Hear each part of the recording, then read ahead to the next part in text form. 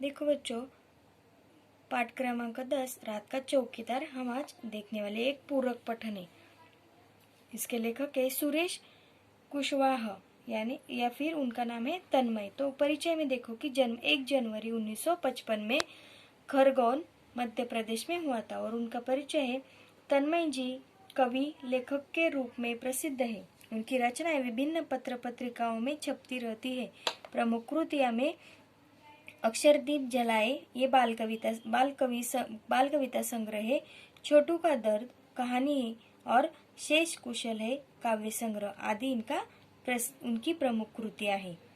तो गद्य संबंधी यानी देखो कि लघु कथा किसी बहुत बड़े परिदृश्य में से एक विशेष क्षण प्रसंग को प्रस्तुत करने का चातुर्य है। प्रस्तुत पाठ में लेखक ने चौकीदार के माध्यम से जहां इस पेशे से जुड़े लोगों की ईमानदारी कर्तव्य निष्ठा को दिखाया है, वही कुछ लोगों की मुफ्तखोरी को दर्शाते हुए जन जागृति करने का प्रयास किया है।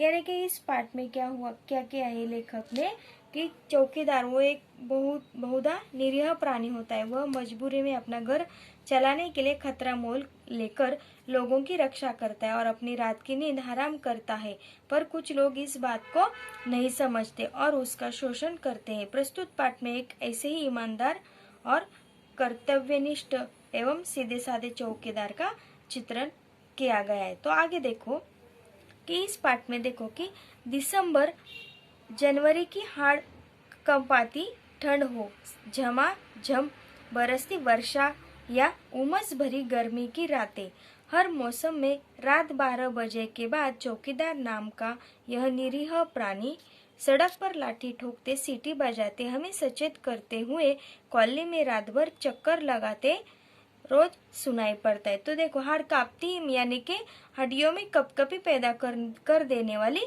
ठंड, झमझमा यानी कि चमक के साथ, और उमस यानी उष्णता या फिर हवा न चलने से होने वाली गर्मी, जैसे कि जब बरसात में गर्मी होती उस तरह से, और निरीह यानी बेचारा या फिर चेष्टा रहित और सचेत सावधान सतर्क। तो लेखक क्या बोल रहे हैं कि कैसा भी मौसम हो, उस समय रात में जो एक चौकीदार होता है वो रात को 12 बजे के बाद लाठी ठोकते हुए सीटी बजाते हुए इस वातावरण में हमारी रक्षा करता है। हर महीने की तरह पहली तारीख को हल्के से गेट बजाकर खड़ा हो जाता है। साहब जी पैसे, कितने पैसे, वह उससे पूछता है। साहब जी 1 रुपया रोज से के हिसाब से महीने के 30 रुपए, आपको तो मालूम ही है। तो देखो, लेखक बोल रहे हैं कि उन्होंने जब रात को चौकीदार अपनी चौकसी करके आता है और सुबह वो क्या करता है, फिर गेट बजाकर पैसे मांगता है। तो लेखक ने उनसे पूछा कि कितने पैसे हो गए। तो लेखक से चौकीदार बोलता है कि रोज के 1 रुपए के हिसाब से 30 रुपए हो गए को। और फिर वो आगे देखो, साहब जी यह पक्का नहीं है कि कभी 60 घर के कभी 50, तीज त्योहार पर बाकी घरों से भी कभी कुछ मिल जाता है, इतने में ठीक ठाक गुजारा हो जाता है हमारा, पक्का है निश्चित। यानी कि जब साहब जी उसको बोलते हैं कि बहादुर तुम महीने में कितने घरों से आपको पैसे मिलते हैं, तो वो बोलता है कि ऐसा तो निश्चित नहीं होता है, कभी 60 घर से मिलते हैं तो कभी 50 घर से मिलते हैं और उसमें से ही वो अपना गुजारा यानी निर्वाह करता है। पर कॉलोनी में तो 100-125 से भी अधिक घर है, फिर इतने कम क्यों? तो फिर तुम उनके घर के सामने सीटी बजाकर चौकसी रखते हो कि नहीं, उसने पूछा। तो उन्होंने फिर से सवाल किया कि कॉलोनी में तो 50-60 से ज्यादा अधिक यानी 100-125 घर है, फिर भी तुम उनके घर में भी चौकसी यानी सावधानी और रखवाली करते हो। तो फिर चौकीदार बोलता है, हाँ साहब जी, चौकसी रखना तो मेरी जिम्मेदारी, मैं केवल पैसे के लिए काम नहीं करता, फिर उनकी चौकसी रखना तो और जरूरी हो जाता है। भगवान नहीं करे कि यदि उनके घर चोरी वोरी की घटना हो जाए तो पुलिस तो फिर भी हमसे पूछेगी ना, और वे भी हम पर झूठा आरोप लगा सकते कि पैसे नहीं देते इसलिए चौकीदार ने ही चोरी करवा दी। ऐसा पहले मेरे साथ हो चुका है साहब जी। तो जब लेखक ने उनसे पूछा कि तुम बाकी घरों से पैसे नहीं लेते फिर भी तुम उनकी चौकसी क्यों करते हो, तो चौकीदार बोलता है कि वो मेरी क्या है, एक जिम्मेदारी है, क्योंकि अगर मैंने उनकी घर की रखवाली नहीं की या फिर उनकी रखवाली मुझे ज़्यादा ध्यान देकर करनी पड़ती है, क्योंकि अगर उनके घर चोरी हो गई तो वो मुझ पर ही आरोप लगा सकते हैं। और वैसा एक बार हो चुका है कि वो लोग बोलते कि हम उसको पैसे नहीं देते इसलिए उसने ही चोरी करवाई होगी। तो आगे देखो, अच्छा ये बताओ रात में अकेले घूमते तुम्हें डर नहीं लगता? तो देखो सबको पता है कि अगर हम बहुत रात होती है, अगर कभी बारिश होती है, बिजली कड़कती है, बरसात होती है तो हमें डर लगता है। इसलिए लेखक ने उनसे पूछा कि आपको डर नहीं लगता? डर क्यों नहीं लगता साहब जी? दुनिया में जितने जिंदा जीव है सबको किसी न किसी से डर लगता है। बड़े आदमी को डर लगता है तो फिर हम तो बहुत छोटे आदमी हैं। कई बार नशे पत्ते वाले और गुंडे बदमाशों से मारपीट हो जाती है। शरीफ दिखने वाले लोगों से झिड़कियां, धुतकार और धोस मिलना तो रोज की बात है। झिड़कियां यानी कि मतलब डांट फटकार, धुतकार का मतलब धिक्कार और धोस का मतलब धमकी या फिर धुड़की। यानी कि चौकीदार बोलते हैं कि जैसे सबको, यानी आदमी गरीब हो या फिर अमीर हो, उनको हर किसी को डर लगता है, उसी तरह से उनको भी डर लगता है। और कभी कभी रात को जो गुंडे बदमाश आते हैं वो भी उनको मारते हैं, क्योंकि देखो चौकीदार क्या करता है, अगर गुंडे बदमाश कॉलोनी में आते हैं तो उनको वो बाहर निकालने की कोशिश करता है और उसी समय वो उनको मारते पीटते भी है। और कुछ जो शरीफ लोग होते हैं वो क्या करते हैं, चौकीदार को भी डांट लगा देते हैं कि तुमने चौकीदारी अच्छी नहीं की। इसी वजह से वो लोग अंदर आ गए और उनको धमकी भी मिलती है कि तुमको अच्छी तरह से चौकीदारी करनी है। अच्छा बहादुर, सोते कब हो तुम? वह फिर प्रश्न करते हैं। लेखक फिर से एक प्रश्न करता है कि अगर तुम रात को जागकर चौकीदारी करते हो तो तुम सोते कब हो?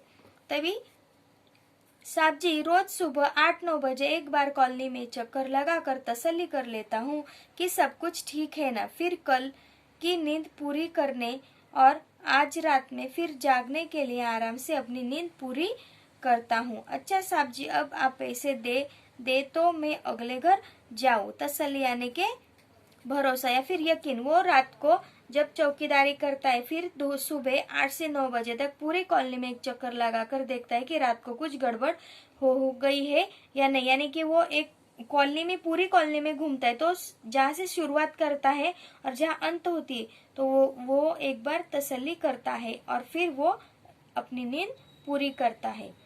अरे भाई, अभी तुमने ही कहा कि जो पैसे नहीं देते उनका ध्यान तुम्हें ज्यादा रखना पड़ता है, तो अब से मेरे घर की चौकसी भी तुम्हें बिना पैसों के करनी होगी, समझे? जैसे आपकी इच्छा साहब जी। और चौकीदार अगले घर की ओर बढ़ गए। तो लेखक ने उससे बोल दिया कि जो पैसे नहीं देते उनकी भी तुम चौकसी करते हो, तो इस वजह से तुम मेरे घर का अच्छा और ज्यादा ध्यान रखोगे, इस वजह से अब मैं तुम्हें पैसे नहीं दूंगा। तो ये अच्छा साहब जी कहकर चौकीदार निकल गया और उसने कोई भी बहस नहीं की।